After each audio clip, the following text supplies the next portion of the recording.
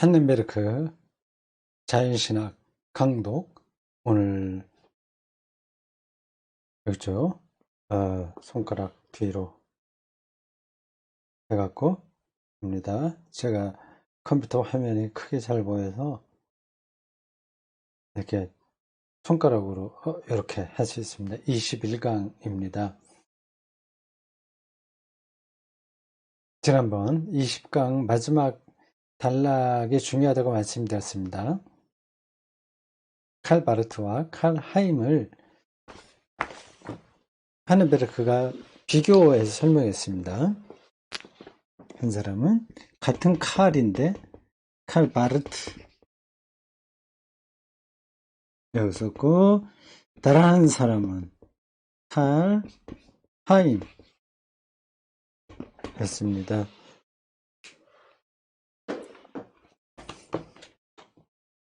자연과학과의 관계에서는 칼 바르트보다 칼 하임이 훨씬 전향적으로 입장을 보였습니다. 자연과학에 대한 이해가 이 하임이 상당히 높았던 것 같습니다. 하넨베르크는 이 칼 하임을 높이 평가합니다. 하넨베르크에 따르면 이 칼 하임은 하나님에 대한 이야기가 자연과학이 이야기하는 것과 관계가 없이 진행되면 그건 공허한 말장난이 불과할 수도 있다. 그런 입장이었습니다.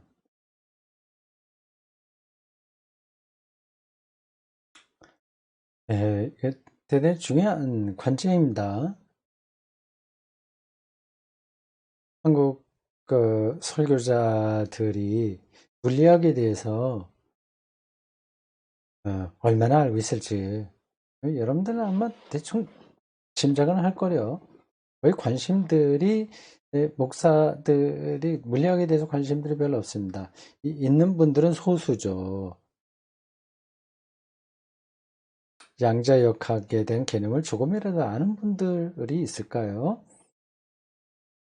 칼 세이건이나 호킹의 책을 읽어본 분들도 많지 않을 겁니다. 있긴 있죠, 당연히. 근데 일반적으로 이제 얘기를 하는 겁니다. 그러니까 하나님이 창조했다는 말을 하더라도 그 빅뱅과 블랙홀과 양자역학 이런 것들을 이해하고 있는 사람의 말과 전혀 그런 거 없이 그냥 뭐 말로만 하나님이 세계를 창조했다고 하는 그거하고는 이제 완전히 다르죠. 자, 거기까지 봤습니다. 오늘 21강 62쪽 중간 패러그래프입니다. 근대 시대의 모더니즘이죠. 모던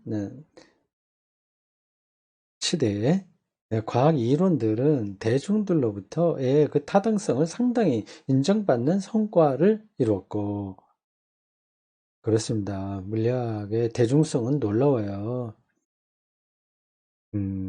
특히 이제 유튜브 시대에는 전업주부들도 공부를 많이 하지 않은 분들도 이 자연과학에 대해서 접촉할 기회가 대폭 늘어나니까 대중성을 확보했습니다. 그리고 물리학자, 생물학자들 포함해서 그 과학자들이 그러한 일반적인 말로 자기 전문 영역을 설명하곤 했습니다. 그래서 그게 베스트셀러도 많이 되고 했죠. 뭐 유발 하라리인가, 뭐 디킨스, 호킨스 등등 우리나라에서도 대중적 과학책을 쓴 분들이 제법 많이 있습니다. 그래서 상당히 성과를 이루긴 했습니다. 이 신학보다도 더 그런 점에서는 대중성을 얻는다고 하는 점에서는 앞서 있는 것 같아요. 인정받는 성과를 이룩하였고, 그래서 과학이 기술하고 있는 설명한다는 뜻이 기술 묘사하고 있는 세계의 실제, 배타적으로는 아니더라도 으뜸으로 타당하다는 인식을 대중들의 의식 속에 심어 놓았다. 맞습니다. 대중들 머릿속에는 자연과학이 기술하고 있는 그 세계상이 절대야, 그건 오라, 그게 들어있습니다. 그렇게 됐습니다.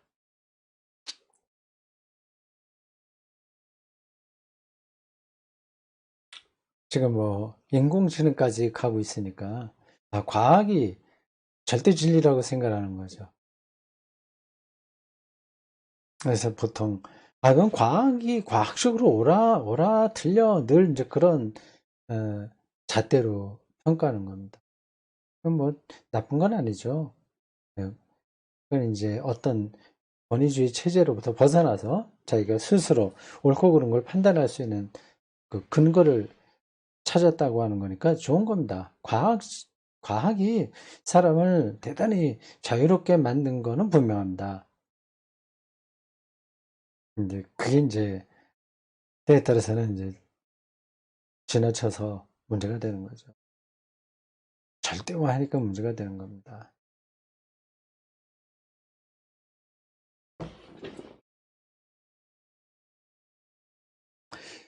단순한 종교적 신조를 통해 이 사실을 바꾼다는 것은 불가능하다.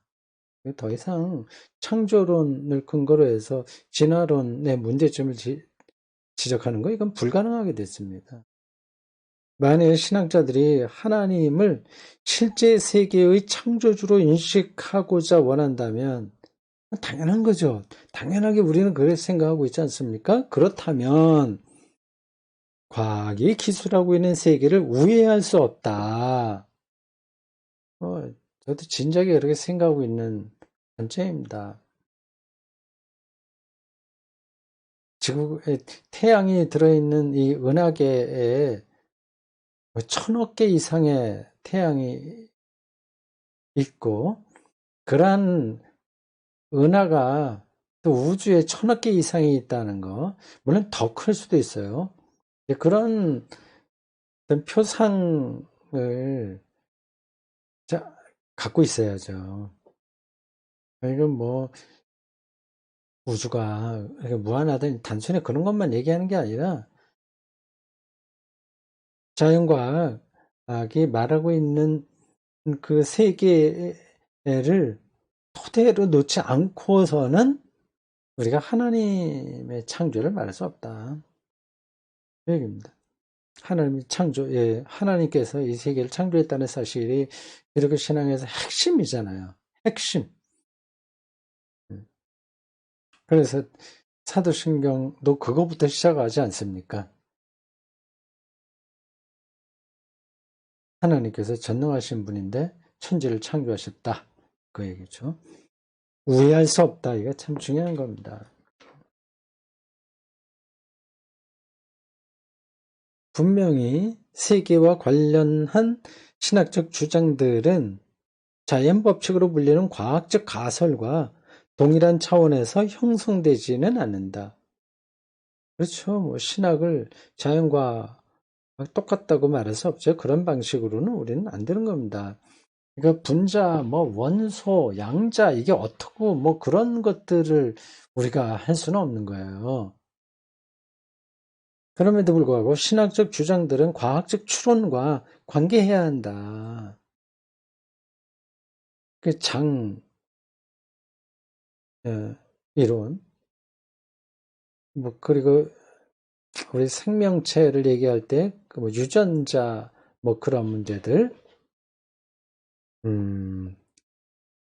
뭐 염기 서열인가 뭐 그런 것들도 있고요. 그런 추론들과 관계해야 된다. 이것이 가능한지 아닌지는 자연과학 분야의 주장들을 철학적으로 또는 신학적으로 반성하는 차원에서 토론되어야 한다. 물론 그와 같은 반성 작업은 반성이라고 하는 거는 내가 잘못했다 이제 그런 뜻으로 쓰이는 단어가 아닙니다. 성찰한다는 뜻이에요. 리플렉션이에요. 비춰서 옳고 그른 거를 판단하는 거죠. 그걸 이제 반성한다고 합니다. 근데 우리말로는 반성이 좀 자기 뭐 이거 잘못했는데 난 반성합니다. 그렇게 사용되죠. 그러니까 이런 건 좀 다른 단어로 바꾸는 게 나을 것 같습니다. 그와 같은 어떤 단어로 바꾸는 게 나을까요? 이 반성을 조명이 나을 것 같습니다. 조명, 반추, 반사, 성찰 이런 단어가 나을 것 같네요. 그와 같은 조명 작업은 반성 작업은 과학적 진술 자체와 견줘 볼 때 여전히 부차적이고 독단적인 어떤 면을 담지할 수도 있다는 의심이 들지 않을 수 없다.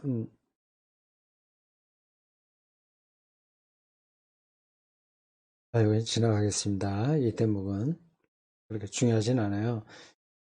이런 작업이 좀 오해를 받을 수 있다. 그 뜻입니다. 그 반성 작업은 과학적 가설들과 이론들이 보여주는 논증과 타당성의 수준에 미치지 못하는 사유 형태로 간주될 수도 있을 것이다. 그러니까 자연과학자들이 콧방귀를 뀌는 거죠. 신학자들이 그렇게 얘기하면 그건 뭐 그게 말이 되나? 그렇게 보는 겁니다. 신학이 얘기하는 건 독단이지, 도금마지, 이거는 과학적인 진리가 아니야. 그렇게 간주될 수도 있다는 겁니다. 이제 그거를 신학이 뛰어넘어야죠. 그러면 어떻게 뛰어넘을 수 있냐? 그게 이제 숙제입니다.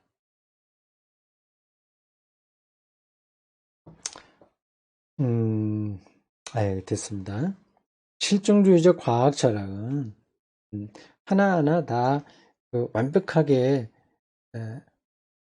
논리로서 실험으로서 확실성을 잡아내는 게 실증주의적인 과학 철학이잖아요. 그 과학이라고 생각했는데 철학이 들어갔군요. 실증주의적인 과학 철학. 이게 왜 과학 철학이라고 그랬을까? 실증주의적인 과학이라고 하는 말은 맞는데 그냥 과학 철학 이렇게 될 것 같습니다. 과학 철학은 그와 같은 방식으로 상황들을 기술하여 나갔다. 그러니까 과학 철학이 신학자들의 말을 독단적으로 볼 수 있다고 하는 겁니다. 현재 과학사의 연구는 과학의 역사예요. 과학 자체가 아니라 과학사는 과학이 그 개념들을 어떻게 발전시켜 왔나 하는 것들을 연구하는 분야입니다. 네, 과학사의 연구에 따르면 과학이 절대적인 게 아닌 거죠. 패러다임이에요, 그게. 세계를 보는 하나의 과학적 틀이 있는데 그게 변화되지 않는 게 아니라 계속 변화되는 겁니다.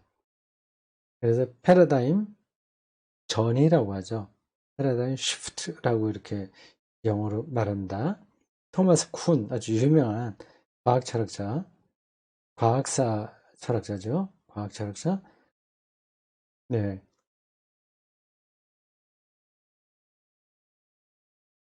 이게 무슨 말이냐면 이 전달이 안 될 수도 있는데 과학이 대단히 실증적이고 빈틈이 없는 학문인 것처럼 보이지 않습니까? 근데 그렇지 않다는 거예요. 지금까지 왔던 그 틀로 세계를 보는 거라는 겁니다. 그 다른 거로는 안 되는 거예요. 그러니까 그 틀 안에서만 지금까지 내려왔던 그 패러다임이에요. 그게 사유의 틀입니다. 그 안에서만 그거를 보는 거죠. 그 안에서는 맞는 얘기죠. 근데 패러다임이 달라지면 그때까지 왔었던 가설은 또 바뀌게 되는 겁니다. 뉴턴의 기계적 역학이 양자 역학에서는 달라지는 것처럼요. 옛날에는 망원경도 없고 현미경이 없었기 때문에 다른 방식으로 세계를 이해했잖아요. 이제는 뭐 그 현미경을 통해서 이 작은 세계를 더 새롭게 보게 되는 거죠. 이제 또 달라질 수 있습니다. 다른 패러다임이 나타날 수도 있어요. 그게 이제 뭐 촉군 이런 얘기죠.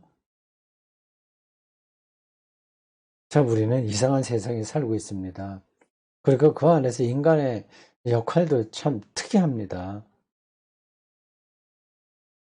너무 자기가 보고 있는 것만 절대라고 생각하면 에, 오해입니다. 거기에는 이제 자연과학도 다 포함되는 겁니다.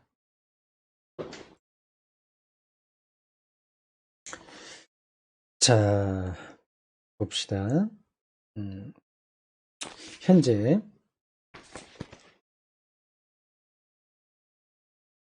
과학사의 연구는 다른 관점들을 제시해주고 있다. 다른 관점들. 뭐에 대한 다른 관점이요? 신학의 과학과의 관계에서 하는 말들을 독단적이라고 보는 그 입장에 대한 다른 관점이라는 겁니다. 그럴 거예요. 봅시다. 독창적인 과학자들이 갖고 있던 형이상학적 확신들은 과학, 형이상학적 관점들, 어떤 사실들을 근거해서 어떤 걸 세워가는 거예요. 그게 형이상학이라고 하는 거예요.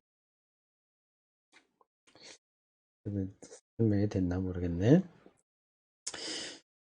형이상학적 확신들은 그들의 과학적 가설과 이론들의 근간을 구성하는 주관적인 요인들에 담주되어 있다는 사실을 여타의 실증주의자들과는 달리 칼 포퍼는 아주 초기부터 받아들이고 있었다. 칼 포퍼, 토마스 쿤도 비슷할 겁니다. 칼 포퍼나 토마스 쿤이나. 그러니까 실증적인 과학도 거기에 봉사하는 과학자의 주관적인 관점에 크게 영향을 받는다고 하는 겁니다. 이상하죠? 자연과학은 전혀 그런 거 영향을 받지 않을 것 같잖아요. 영향을 받는다는 겁니다. 그만큼 이 자연, 이 세계가 고정적이지 않기 때문이기도 하고 우리가 다 따라잡기에는 너무 다층적이기 때문에 그렇습니다. 이런 예를 들면 좀 도움이 될지 모르겠습니다. 법 있잖아요, 법. 판사도 있고 그걸 다루는 사람들 있지 않습니까? 그럼 어떤 사람이 범행을 저질렀다. 그러면 판사가 뭐 검사와 뭐 변호사 등등이 쭉 나와서 이렇게 변론을 하고 하다가 나중에 이제 판사가 그걸 결정한단 말이에요. 그럼 판사는 그 법을 가지고 있잖아요. 법. 여러 가지 법. 대단히 현대에 올수록 법이 더 그 실정법 말입니다. 그것에 따르면 결론은 쉽게 나올 수 있을 것 같아요. 법만 공부를 잘하면 답은 뭐 다 뻔하게 주어질 것 같습니다. 이거는 뭐, 그, 7년 구형, 7년 감옥 가는 거, 뭐, 아니면 뭐, 집행유예, 이런 게 똑같이 나올 수 있을 것 같습니다. 그 법이라고 하는 게 딱 실증적으로 있으니까. 근데 그렇지 않잖아요. 그 법관의 주관적인 생각이 그 판결에 영향을 많이 미칩니다. 그러니까 법관도 그렇고 목사도 마찬가지고 자연과학자도 그렇고 자기가 하는 일을 너무 확신하지 않는 게 낫습니다. 뭐 저희가 하는 일에 확신을 안 가져야 된다는 게 좀 어폐가 있긴 있는데, 확신해야죠. 그러나 그게 틀릴 수도 있다고 하는 것을 전제해야 된다는 겁니다. 자연과학까지도 그렇습니다. 자연, 자연 어떤 것들이 잘못됐기 때문이 아니라, 그거를 다루고 있는 인간이 주관적인 것에 영향을 받기 때문에 그렇습니다. 정확한 예인지 모르겠습니다. 지금 말하고 있는 게 이제 그 비슷한 이야기입니다.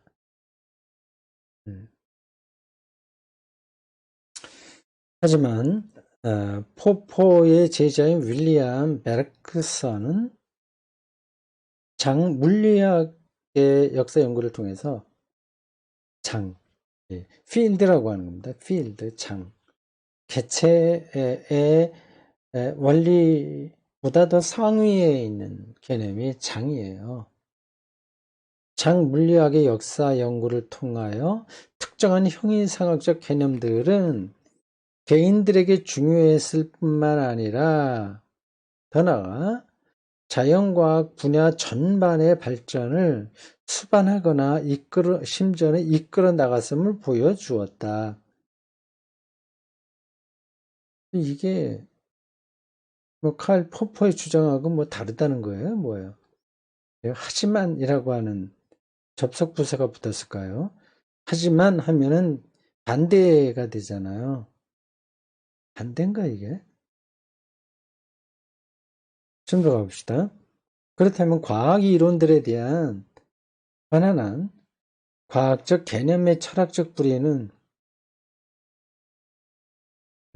과학 이론들에 관한 편안한 과학적 개념의 철학적 뿌리는 개념, 이론이 있고 개념이 있다고 하는데 개념이 이제 형이상학이겠죠.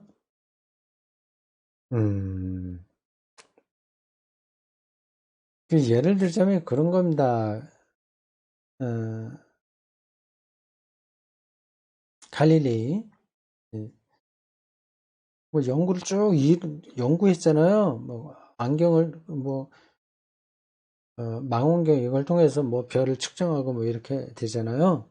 그러면서 이렇게 연구하다 보니까 아 하늘에 별들이 도는 게 아니라 지구가 오히려 태양을 도는 거네. 그런 결과가 나오잖아요. 그 결과들이 형이상하게 그게 개념입니다. 그거를 사람들에게 보여줄 수는 없는 거예요. 이건 개념에 있는 겁니다. 그러니까 몇 가지 이러한 등등등등의 이론들, 실험을 통한 이론들과 계산들에 나온 거를 근본으로 해서 지동설이라고 하는 형이상학이 나오게 되는 거죠. 그 얘기입니다. 과학적 개념의 철학적 뿌리는 더 이상 외적인 것 혹은 부적합한 것으로 치부될 수는 없게 된다. 그러니까 그게 중요하다고 하는 거죠. 형이상학이. 개념들이요. 철학적 뿌리, 철학. 예. 하나와 둘의 차이, 뭐, 철학이 이야기하는 거 있지 않습니까? 존재하는 것과 존재하지 않은 것의 차이, 뭐 등등등등. 그런 것들이 그 과학 연구에서 필요 없는 게 아니다. 설명이 됐나? 모르겠습니다. 분명히 그런 개념들이 과학적으로 유용했다는 사실과 그게 이제 패러다임이죠. 앞에 제가 얘기한 어떤 상이 있는 거예요. 상, 틀 그런 것들이요. 그러니까 천동설이면 천동설, 지동설이면 지동설 그런 상이 있습니다. 지동설이 나오기 전에 천동설은 나름대로 굉장히 과학적인 거였어요. 그러한 형이상학으로 세계를 계산하면 그런 답이 나오게 됩니다. 근데 그 형이상학이 이렇게 패러다임이 바뀌면 또 이제 다른 사실들이 드러나는 거죠. 그게 철학의 역사입니다. 미안합니다. 어, 과학의 역사를 통해서 그거를 알 수 있죠.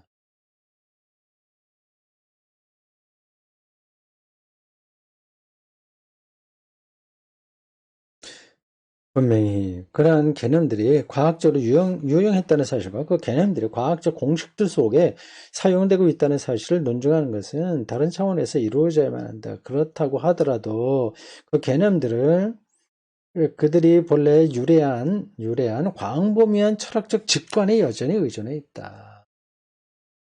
철학적 직관, 형이상학적이라고 하는 겁니다. 이게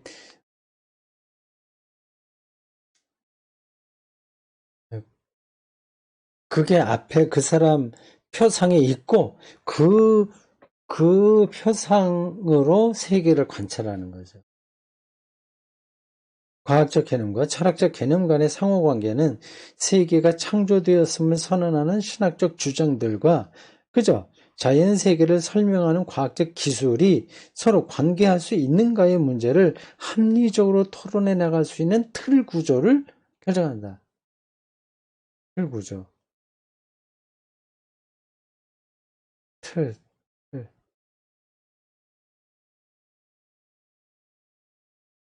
이렇게 신학은 조금 아까 말한 그 설명에 나오는 걸로 따지자면 과학자들이 이 세계를 바라보는 형이상학이 되는 겁니다. 그, 그 형이상학적 틀로 세계를 관찰하는 역할을 신학이 할 수 있다고 하는 거예요. 철학이 과학에게 했던 것과 같은 역할입니다. 이 대목에서는 이렇게 신학과 철학이 굉장히 가까운 겁니다. 신학을 거의 철학처럼 생각하고 말하고 있습니다.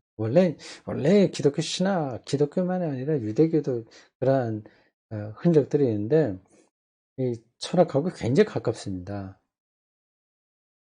그래서 가장 참된 철학이 바로 신학이다 이렇게 주장하는 교부들도 있었습니다.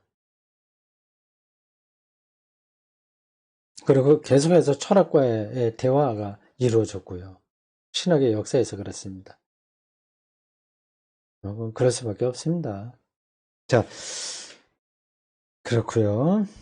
네, 마지막 요 63쪽 아래에 있는 패러그래프 짧게 있는 것만 읽고 오늘은 마치면 되겠습니다. 그럼 다음부터는 또 새로운 소점으로 들어가겠네요. 좀 더 이제 한 걸음 더 직접적인 이야기가 되겠네요. 창조와 우발성으로 들어간다. 본장 이하에서 필자는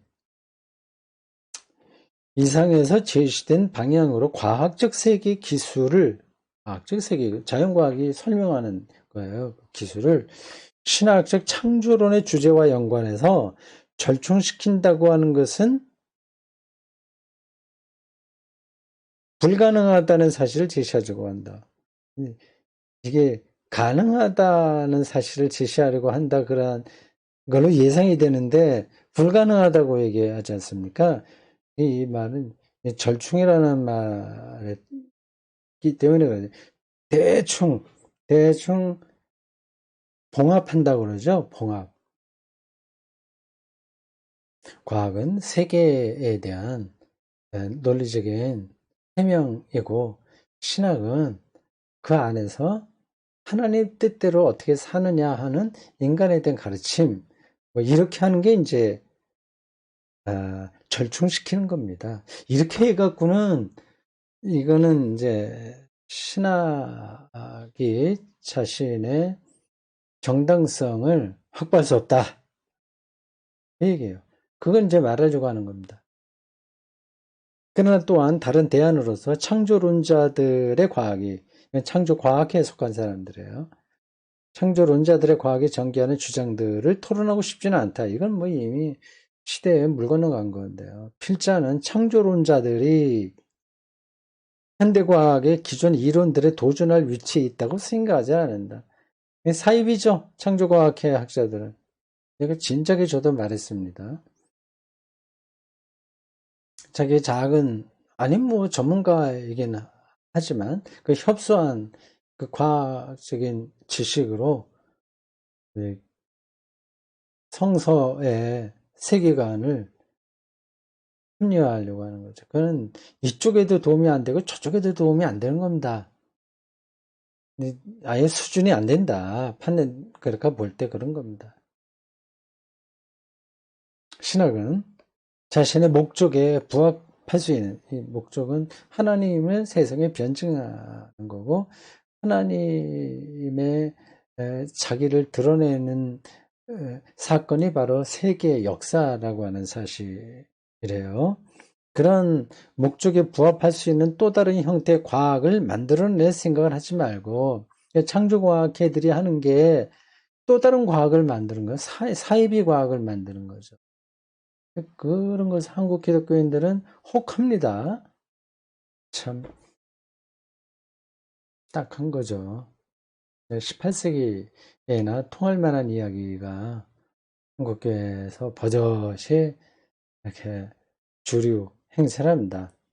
또 다른 형태의 과학을 만들어낼 생각하지 말고 현재 기존하고 있는 과학과 현재 있는 그 과학, 주류 과학과 관계해야만 한다고 생각한다. 저도 그렇게 생각을 합니다. 그러한 준비를 미리미리 해야 됩니다. 21세기 접어든 지 벌써 20년이 지났는데 그래 한국 신학계에서는 별로 이런데 준비가 없어요. 세계 신학계에서도 준비가 어느 정도 되는지 제가 잘 모르겠습니다. 제가 학자로서 이렇게 산 게 아니라 그냥 교회 활동만 해서 세계 신학계에 대한 전반적인 이해는 별로 없어요. 그걸 알려면 세계 기독교 잡지, 뭐, 독일이나 미국, 영국 이런 거 계속 봐야 되고, 저널 이런 거 봐야 되고, 그런 심포지움 이런 데 참여하고 해야 되는데, 저는 뭐, 그런 계기가 없어서 잘 모르겠습니다.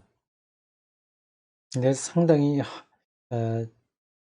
진도가 나가고 있다는 거는 조금씩 들은 거와, 그리고 전체 흐르는 방향, 그리고 몇몇 제가 잘 알고 있는 유명한 그 신학자들의 저작을 통해서 알 수 있습니다. 몰트만도 그렇고 파넨베르도 그렇고 과학에 대한 이야기 많이 하고요. 가톨릭 신학에서는 바티칸에 그런 과학자들이 또 따로 있습니다. 예. 그리고 마지막 말이 아주 인상 깊습니다. 다른 형태의 과학을 만들어낼 생각하지 말고 현재 기존하고 있는 그 주류 과학과 관계해야만 한다. 네. 자, 이렇게 세월이 참 빨리 흐르네요. 2020년도 이렇게 다 끝나갑니다. 여기까지 하겠습니다.